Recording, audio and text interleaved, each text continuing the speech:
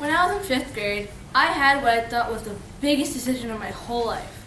Choosing what middle school to go to.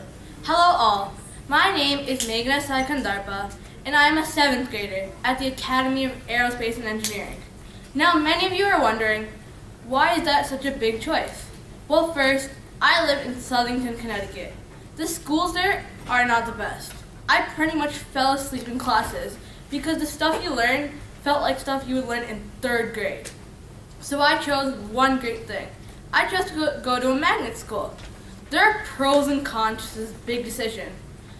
A con could be I get 6 hours of sleep every day, and I have an hour bus ride. But a pro weighs out all of the cons. I finally chose what career choice I want to have. I want to be a biomedical engineer. Before I continue on, I have 2 things to say. 1, I know maybe 1 or maybe 2 speeches may be like mine, and so I like being unique. 2, no, I will not be giving you useless facts about who biomedical engineers and famous ones, but I'm going to show what qualities I have the other biomedical engineers need.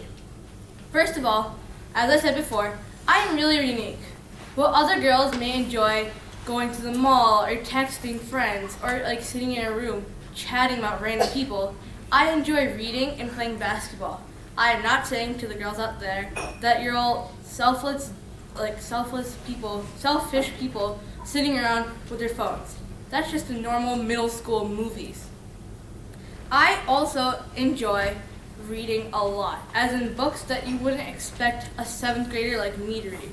I've heard a lot of librarians say that's really not a book for you, and then I come back 2 days saying I finished all these 5 books you gave me. So yes, I do have librarian friends. Why does a biomedical engineer need to be unique? Because sometimes using different ideas with their own brains and using your background cultures can get a better idea and a better product across than having everybody think the same way and do the same things. Another good quality I have is I'm really friendly. I'm an interpersonal learner, meaning I learn better with others than learning by myself. A problem means sometimes I only work with my friends because I'm used to my friends, then working with the people I should work with. Our topics switch from going from science to going to the best book or the best movies coming out. So yes, I need to work on that skill. Why do biomedical engineers need this? You have to be able to work with others and realize that sometimes you aren't the best, and sometimes people are better than you and they have better ideas. Using the good product and the good ideas from each person makes a better product than thinking of your ideas and saying that you're the best one. Let's take Oscar Pistorius during the Olympics. If all the people who had to make his cheetah legs, as they called it, thought the same way and only let one person do it, then it wouldn't have came out as productive and how it should have came. And he might have not been as professional and as wide known as he is today. Finally, one more great quality I have is I have great imagination. Well, that's what I think. Take a guitar, for example. This costs from $100 to $200, and many kids think when they're little, I want to play guitar, I want to play drums. But for the kids who aren't serious about it and who just want to play around and say that they do, no parent wants to spend $100 or $200 on this, and because it'll come back in the next 3 weeks, ruined with dents and everything. So me and my friend decided to make a recycled guitar. This kills 2 birds with 1 stone.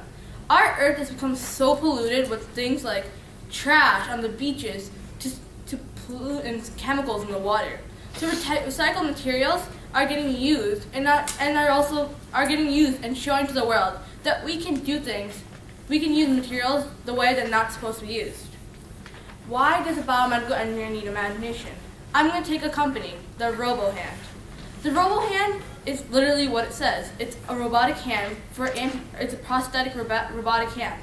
The difference being, a regular prosthetic costs from $10,000 to $100,000, while this RoboHand costs from $500 to $700. It's a really big difference, especially for the parents. There's not a big hole in their pockets.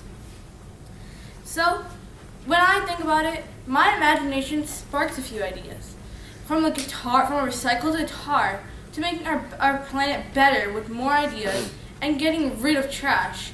I feel that imagination is one of the best keys I have.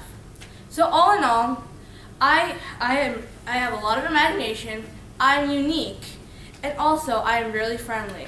If I sharpen these qualities and I make them better, I can actually become part of the biomedical engineering family. A nice nameplate, Dr. MeghnaKandarpa, has a nice ring to it. Thank you.